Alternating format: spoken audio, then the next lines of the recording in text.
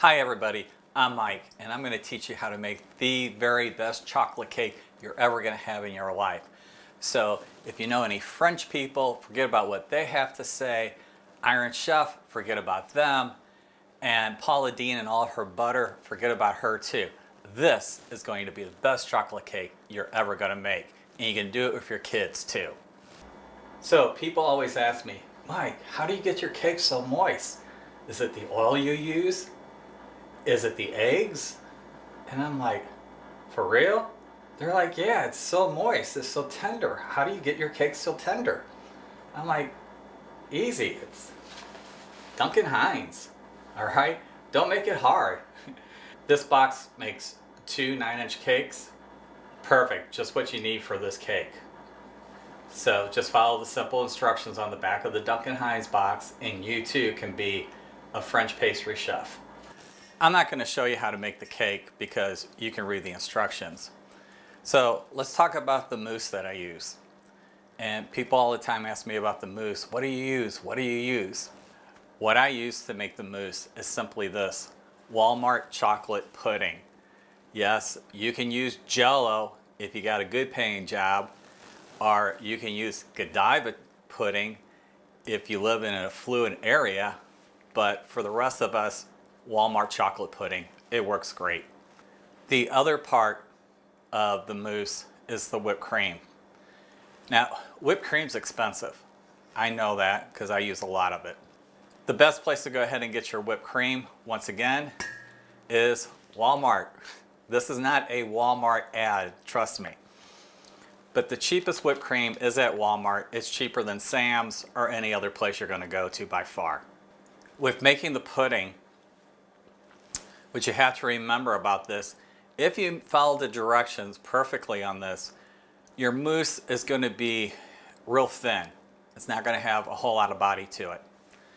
So this box takes 3 cups of milk. So what you want to do is just go ahead and add 2.5 cups of milk. And that way it makes your pudding stiffer, so when you add it to the whipped cream a bit later on, you have a really nice mousse to work with. So what we're going to do is take our pudding mix, shake it all down here, open it up. We're not going to go flinging it all around and make a mess.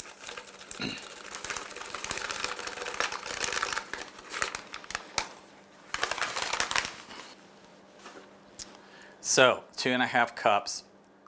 So this is 1 cup. And this is 2 cups. And we're going to do 1/2 cup. All right. And we're going to take our measuring cup and throw it over in the sink. If you're doing this with the kids, you can have the kids take it over to the sink and put it in nicely. So this is something that you can do, or you can have your kids do, is go ahead and mix your chocolate pudding together. And it takes a good 2 to 3 minutes of stirring to get your chocolate pudding nice and thick. After we go ahead and get this just right, we're going to go ahead and put it in the refrigerator for a little while so it gets nice and firm. The kids love doing this, especially since everybody's home with the virus.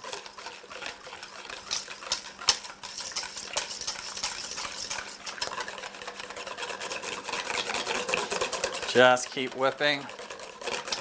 Now let the other kid do it. Making the pudding is something that even a left-handed person can make. It's not that awkward to do. I don't need to hear the comments about it.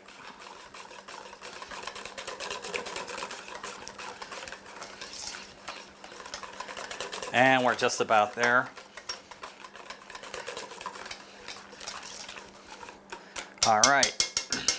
So our pudding is made. We're going to go ahead and put that in the refrigerator. If you're making this for adults, the way I always make it is with Myers rum. Now, if you try to use any other rum, it's not going to taste nearly as good.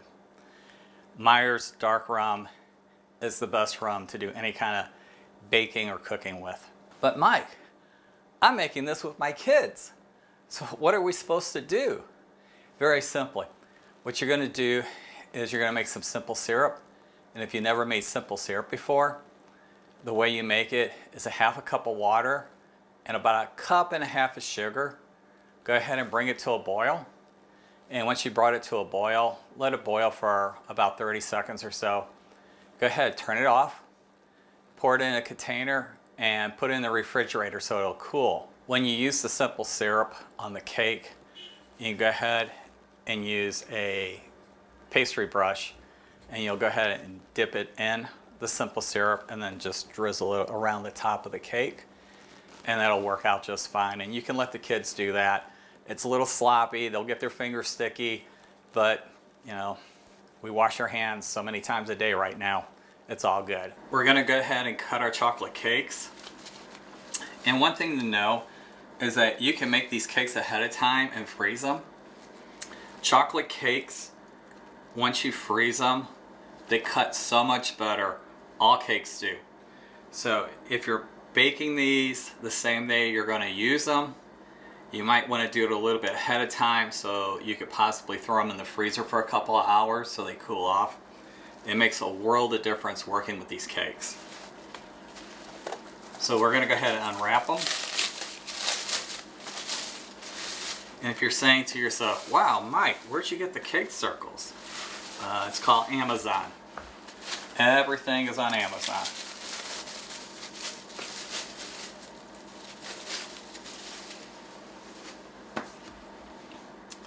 All right, cake doesn't look pretty, does it? No. But once we get done, not only is it going to look beautiful, but it's going to taste delicious.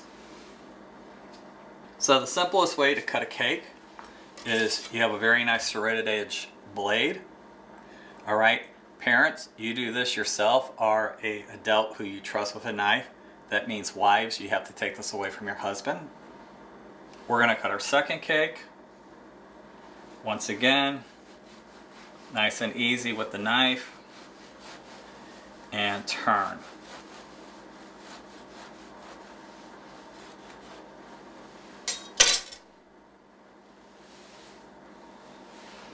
Alright, so this part of the cake we're actually going to leave on this cardboard for support, and that's what we're going to build the cake on, is on this. You see the ice crystals, it's okay, it doesn't hurt the cake, it's not going to make the cake any worse or any better. We're going to make our whipped cream now. I always like to take and shake my container up a little bit so that if the cream had separated just a tad, kind of blends it back together again.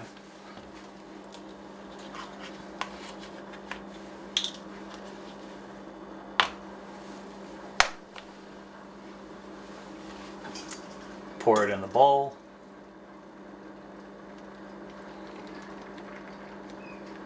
And this is roughly about half the container that I put in there.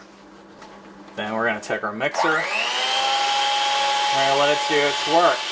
Now, one thing about my mixer, it has these grooves on here that I can just set it on the side of the bowl, and it's all good. I can walk away from it.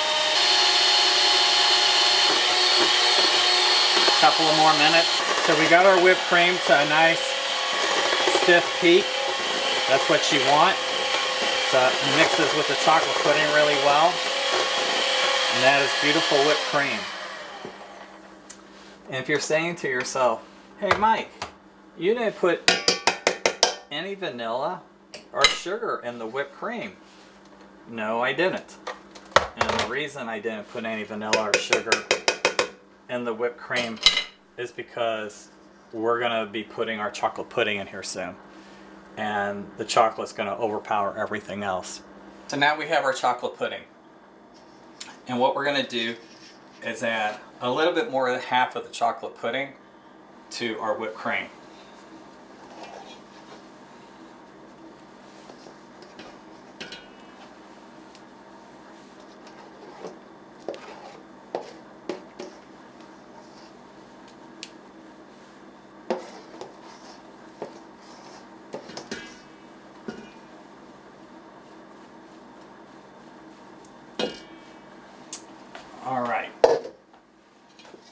that's about how much of the chocolate pudding we added.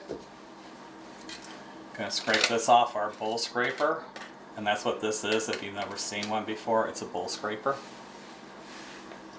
And what we're gonna do is take our chocolate pudding and fold it in to the whipped cream. You don't want to stir it like, you want to take it and fold it in from the inside to the outside.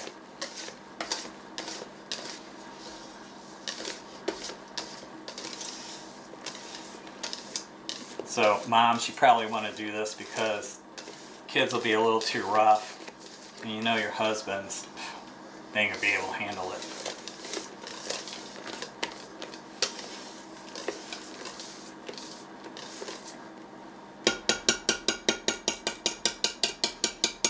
All right, so there's our chocolate mousse.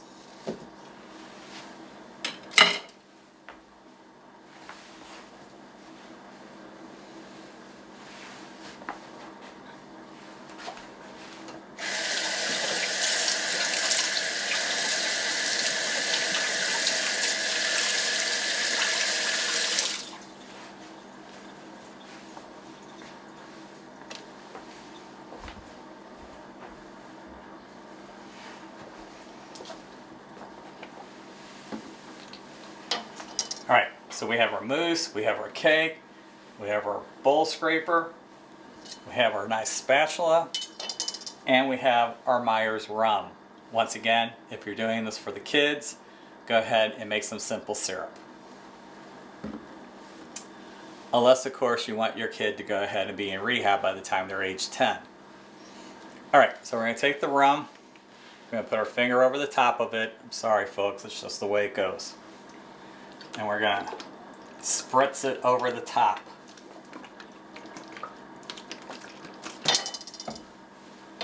So, got a nice layer of rum on top of the cake.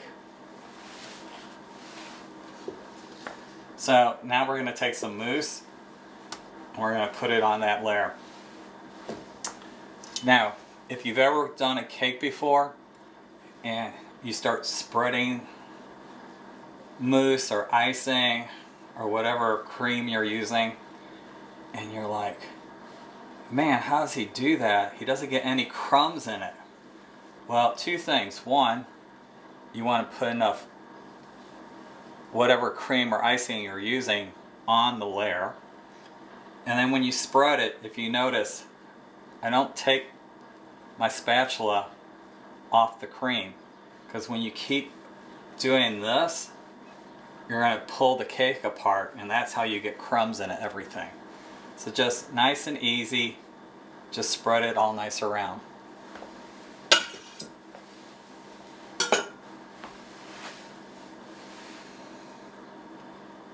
put the next layer on there, and you just eye it up to make sure you're going to have a straight cake and not the leaning cake of Pisa.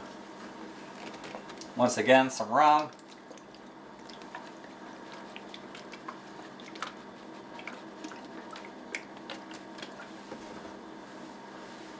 Some mousse, and spread it around.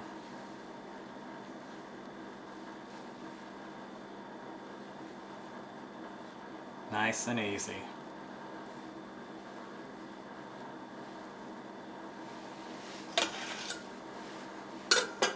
Yes, you too can do this without any problems. Next layer of cake. Some rum.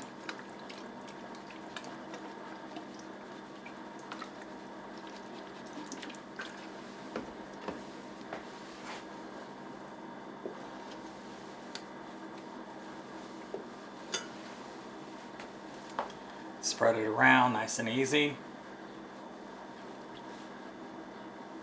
And what you're trying to do is just make the cake nice and level.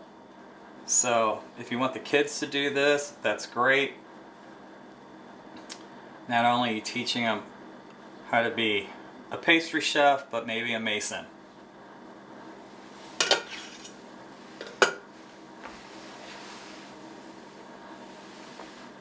Then we're going to put our last layer on top.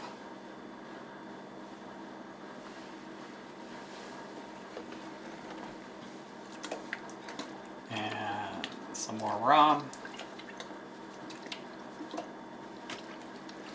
This is a happy, happy, happy cake. So I switched the camera around so that you can see this better. So we're going to put mousse on top, and we're going to put some extra mousse on top. And the reason for this is we're going to spread this around.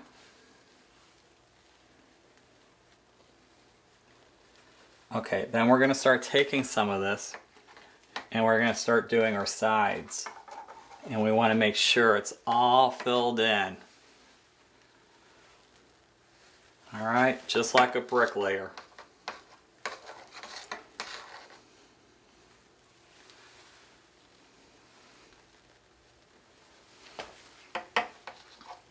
And if you live here in St. Louis, the boys at Local 1, the Bricklayers Union, I hope you're happy with me.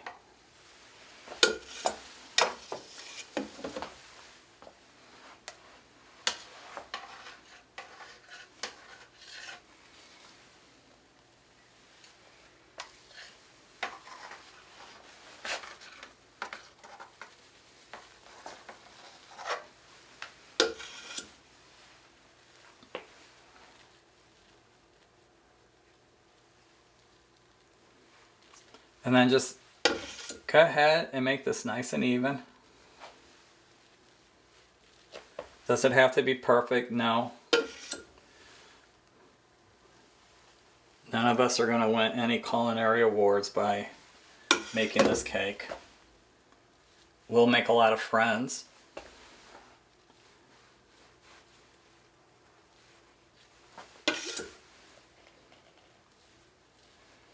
All right, it's beautiful.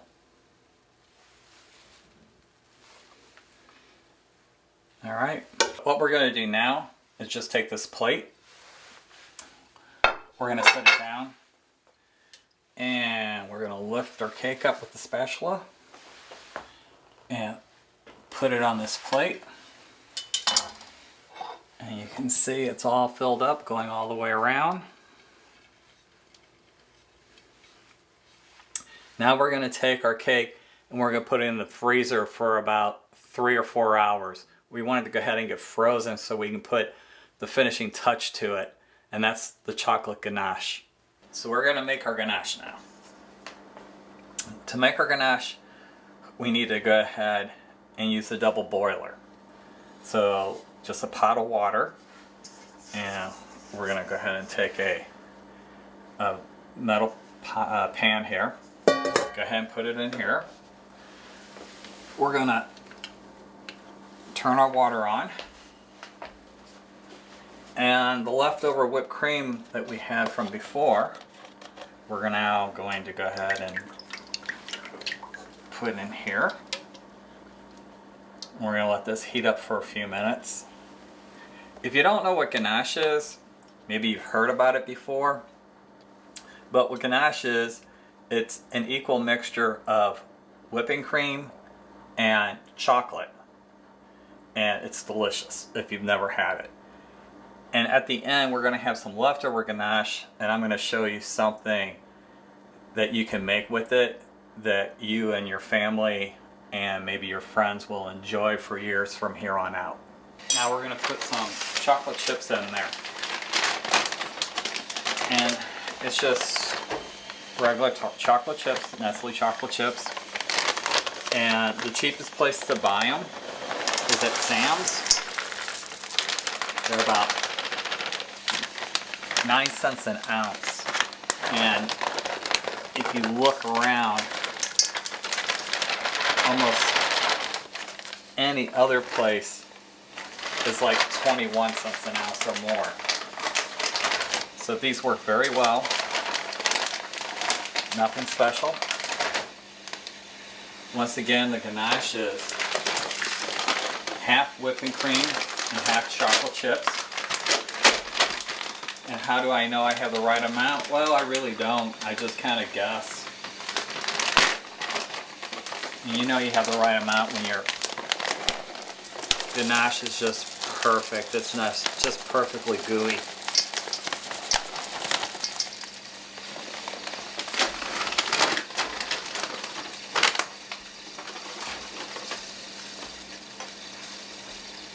So we're going to take this and stir it up.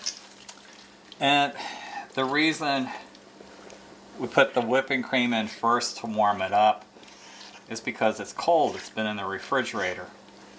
And this way you put the chocolate chips in the warm whipping cream and they start to melt right away, and the process just goes a lot faster. Once again, you're working over something hot, so make sure an adult with common sense is doing this. So moms and wives, once again, it's all up to you.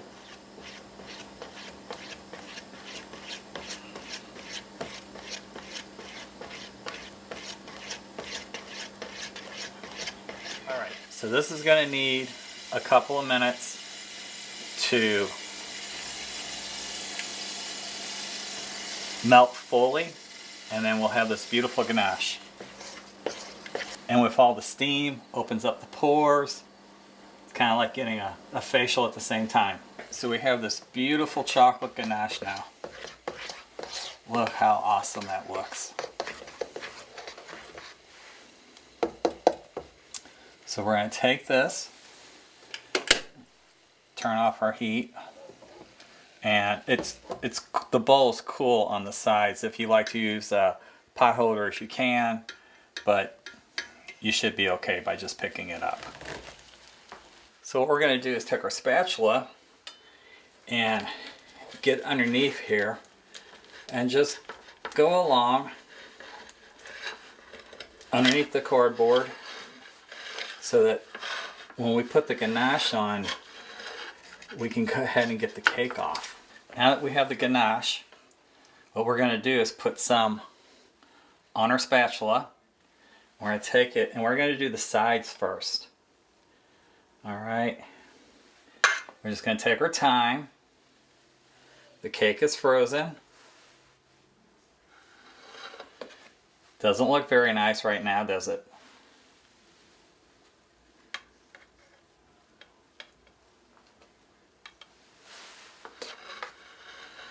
We're just going to take our time, go around the whole cake. Yeah, it's going to be a little sloppy, a little messy.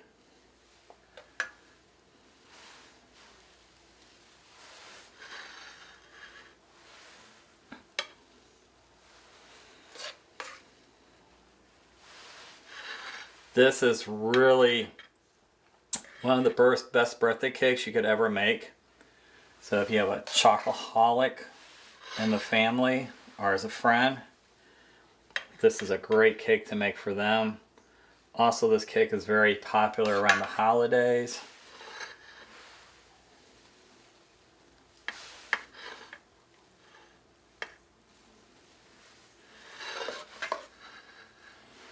Just take our time.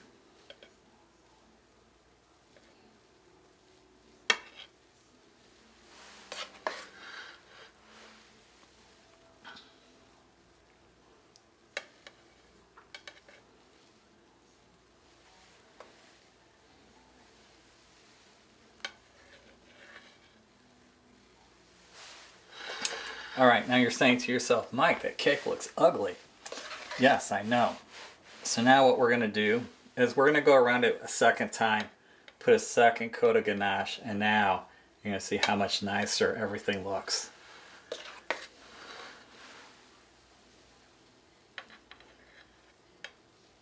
See, looks a lot better.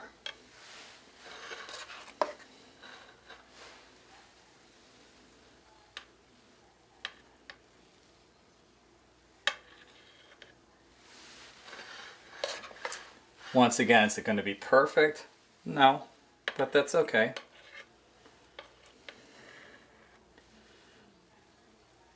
When people see it, it's going to be all nice and shiny, and they're all going to go, ooh, ah, beautiful.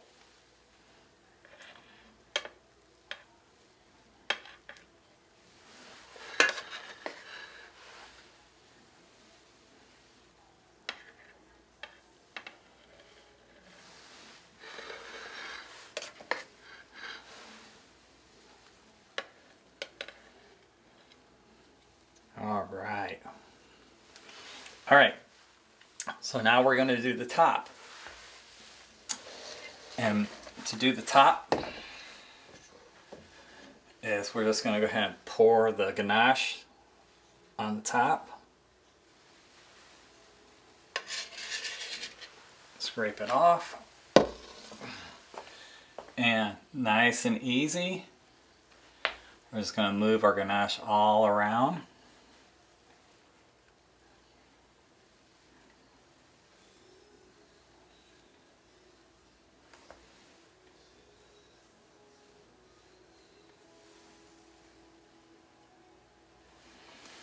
Maybe a little bit extra right here. All right. Then if you want to, just real lightly, whoa, make a little back and forth design. Let's patch up those holes. It's all good, just extra chocolate, right?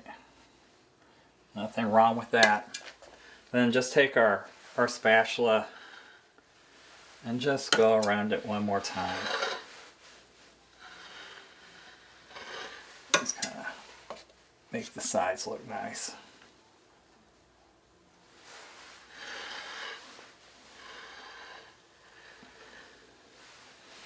All right. So the most important thing to know about this cake is once you start cutting it, just keep hacking at it. It's never going to cut perfect unless it's frozen. And nobody wants to eat a frozen cake. So now we're going to take our spatula and go underneath it. So where the ganache has hardened from the coldness of the plate. All right. So let's pick this up. And we're going to put this, whoops. Let's put that right there.